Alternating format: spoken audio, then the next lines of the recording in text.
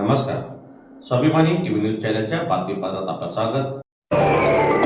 मंत्री गिरीश महाजन यांच्या उपस्थितीत धुळे मनपा महापौर उपमहापौरांचा पदग्रहण सोहळा झाला संपन्न. धुळे महानगरपालिकेचे महापौर आणि उपमहापौरांचा पदग्रहण सोहळा राज्याचे मंत्री गिरीश महाजन यांच्या प्रमुख उपस्थितीत आज उत्साहात संपन्न झाला.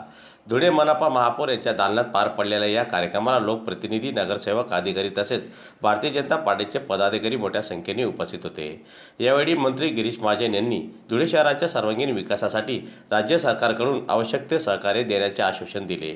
शहरातील पायाभूत सुविधा, स्वच्छता, पाणीपुरवठा आणि रस्ते विकास यांना प्राधान्य दिले जाईल असे त्यांनी यावेळी सांगितले.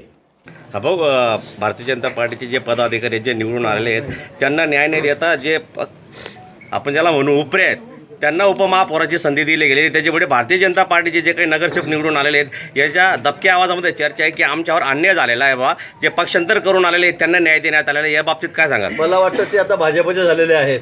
ते आधी आले नंतर आले असं कुठे नसतं. आपणच का असं म्हणतायत उपरे मला समजा, आम्ही तर कोणी म्हणत नाही आहे.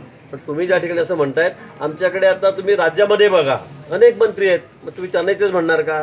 प्रसार माध्यमांनी त्या बातम्या लावल्या आहेत. असं होत नाही. आता महापालिकेमध्ये इतर ठिकाणी बघा, आता नाशिकमध्ये पण बघा. आम्ही त्या ठिकाणी त्या पद्धतीने आम्ही शिवसेनेला जवळ घेतलं. खरं म्हणजे आम्ही एकटे 72 जागा त्या ठिकाणी जिंकलो 120 पैकी, तरीसुद्धा आम्ही शिवसेनेला जोडून घेतलं. पण मला असं वाटतं की इथे एकदा पक्षामध्ये आलेत ते सगळे एक होत असतात. त्यामुळे इथे नवीन कोण जुना कोण हे कोणालाही कळत नाही. आपल्याकडे धुळ्यामध्ये अनेक जण पूर्वाश्रमीचे काँग्रेसचे होते, आता ते तर अतिशय जोरात काम करतायत. त्यांच्याच खांद्यावर सगळ्या धुरा आमची या ठिकाणी नेतृत्व करतायत. त्यामुळे मला वाटतं असं काही समजण्याचं कारण नाही आणि कोणी या ठिकाणी नाराज नाही. हो, यूजीसीच्या संदर्भात महाराष्ट्रभर देशभर आंदोलन सुरू आहे. यूजीसीच्या संदर्भात देशभर महाराष्ट्रभर आंदोलन सुरू आहे. यूजीसीच्या संदर्भात महाराष्ट्र सरकारची काय भूमिका आहे? काय यूजीसीच्या संदर्भात मुख्यमंत्री महोदय त्यावर बोललेले आहेत. मला वाटतं त्यांनी आपली भूमिका स्पष्ट केलेली आहे. त्यापेक्षा वेगळी भूमिका आमची नाही.